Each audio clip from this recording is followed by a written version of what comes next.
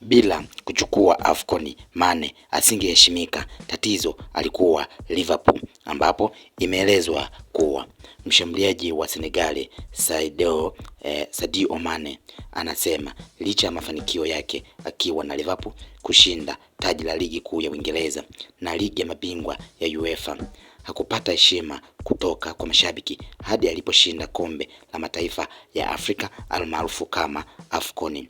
Ameweza kuzungumza kudai kwamba kwa sababu ya shinikizo, hasa mimi mwenyewe nakumbuka tulipoenda kwenye kombe la AFCON mwaka 2021 ambalo lilichezwa Januari hadi Februari mwaka 2022. Sikuwahi kulala usiku zaidi ya saa 5, na kisha wakati huo nilikuwa na tatizo kubwa zaidi kwa sababu nilikuwa Liverpool na watu wa Senegali walikuwa wakitarajia mafanikio, walikuwa wakizungumza sana kuhusu mimi.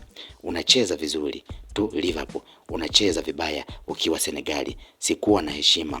Naweza kusema nilishinda ligi kuu, nilishinda ligi ya mabingwa, lakini hakuna kitu cha kitu nchini Senegal. Kwa hivyo hayo yote kwenye bega yangu sio rahisi, alisema mshambuliaji huyo.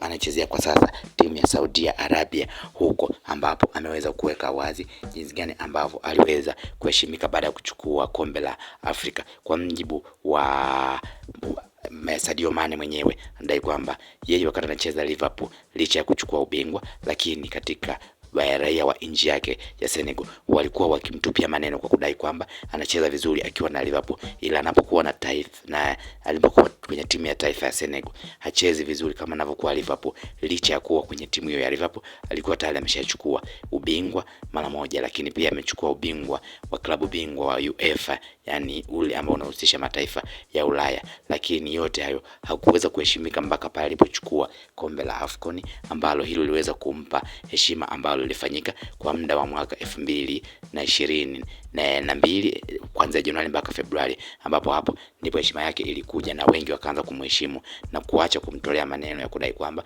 anacheza vizuri akiwa na timu ya Liverpool badala ya kuwa na timu ya taifa, huku wengi wakiwa wanadai kwamba huenda sio mzalendo. Hayo yameweza kuwakuta baadhi ya wachezaji ambao wanacheza nje ya bara la Afrika kwa kudai kwamba wamekosa uzalendo kwenye timu zao.